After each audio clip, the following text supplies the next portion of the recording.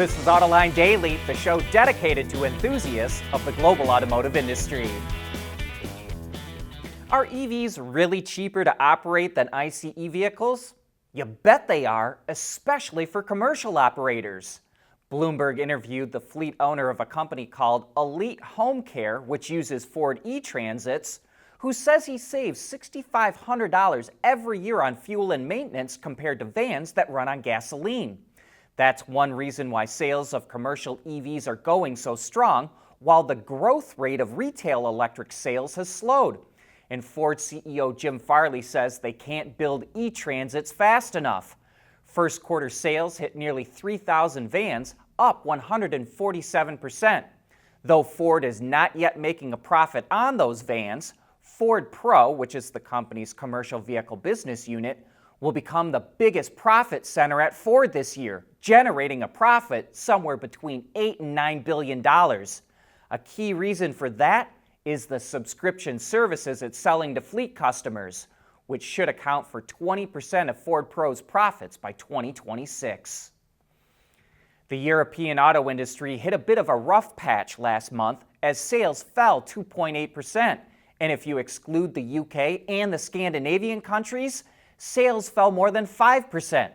However, for the whole first quarter, they're up 4.4%. The UK was a bright spot where sales were up more than 10% in March. In fact, the UK market actually came in ahead of Germany, which was down more than 6%. And that made the UK number one in the greater European car market. But it was a dismal month for battery electric vehicles. Sales fell 11% to 196,411 units. But for the full quarter, they were up 3.5%.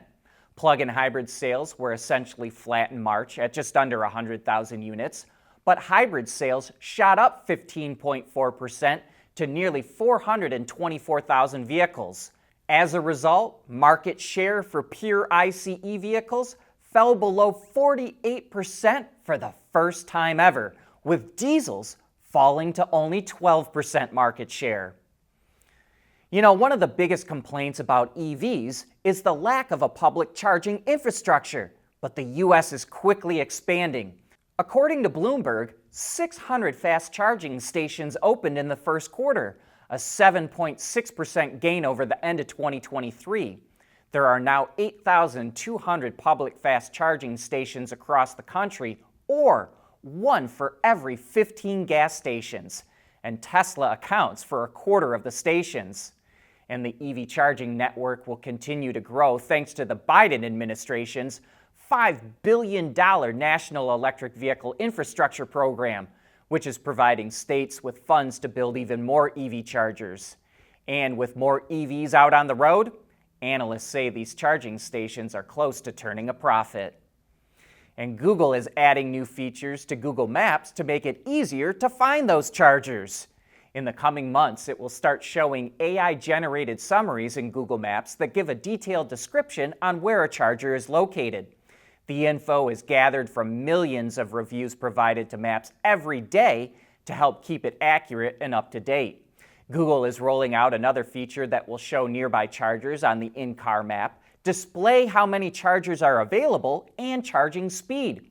Google will introduce that feature in the coming months globally, starting with vehicles with Google built-in. And if you're planning a long road trip with multiple stops, Maps will suggest the best charging stops along the way based on the vehicle's battery charge.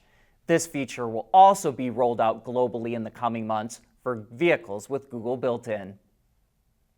At Teijin Automotive Technologies, we combine world-class composite materials expertise with cutting-edge designs because, frankly, there are better ways to lightweight vehicles. So lighten up with Teijin Automotive Technologies, the formula for better mobility. Check out this wild van that's going to debut at the Beijing Auto Show next week. Called the E08, it was developed by Exceed, which is a brand under Chinese automaker Chery. It's basically just one giant rectangle, but designers added a lot of character with a long, slick-back look, a massive front grille, and large front and rear lighting elements. We bet if it makes it to production, it won't look that different from this, because wild vans like the E08 are quite popular in China. But we also find it interesting that the E08 was styled by both Exceed's Shanghai and European design teams.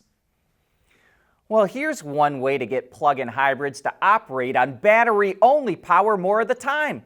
Make the switch automatically.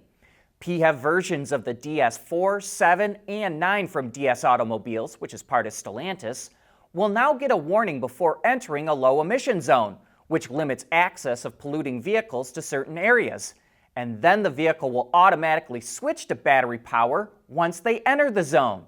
DS says plug-ins represent nearly 40 to 90% of all sales for those models, so it seems like a service its customers will get some use out of. And dozens of countries in Europe have or will introduce more low-emission zones. But DS is not the only automaker offering this service. BMW has had what it calls e-drive zones since at least 2019, and then it made it standard in 2020. The Toyota Camry is now hybrid only. It comes exclusively with the automaker's 5th-gen hybrid system that includes a 2.5-liter 4-cylinder engine and combines for 225 horsepower in front-wheel drive models. The new all-wheel drive model ditches the old mechanical setup that linked the engine to the rear wheels in favor of an electric motor generator on the rear axle. It delivers a total of 232 horsepower, which is 30 more than the outgoing model. Because Toyota went hybrid only, reduced motor weight, and increased power from the lithium-ion battery, it estimates the new Camry will have a combined fuel economy rating of 51 mpg. And if you're wondering how that compares to the Prius, it's rated at 57 mpg for front-wheel drive models. But the all-wheel drive Camry at 50 miles to the gallon combined is only 4 mpg off the all-wheel drive Prius. So it will be interesting to see if Camry sales cut into Prius when it goes on sale this spring with a starting price of $29,500, which includes destination charges. U.S. government officials are concerned about Chinese automakers gaining access to the U.S. market by setting up shop in Mexico and exporting cars from there to the U.S. to avoid tariffs. They say that could cause a flood of low-cost EVs entering the market that could hurt the U.S. auto industry. And now Reuters reports that the U.S. is pressuring the Mexican government to cut off incentives to Chinese automakers that want to open EV plants in the country. As a possible result, Mexican officials last met with the Chinese automaker BYD in January and have paused all future meetings with Chinese automakers. About 20 Chinese companies sell vehicles in Mexico, but right now, none of them have a plant. All the legacy automakers seem to be struggling to write software for their cars. It's causing production delays, stop sale bulletins, and customer headaches. So why so many problems with the software? That's what we're going to get into on Autoline After Hours today. We've got Scott Tobin from a company called Envorso coming on the show. It helps automakers figure out how to navigate the software minefield. And Scott spent most of his career at Ford in a variety of product development roles, so he really understands why legacy automakers are struggling with software development. Keith Naughton from Bloomberg will also be on the show, so join John and Gary when the show goes live at 3 p.m. Eastern Time today on the Autoline website or on our YouTube channel. But that brings us to the end of this show. Thanks for tuning in.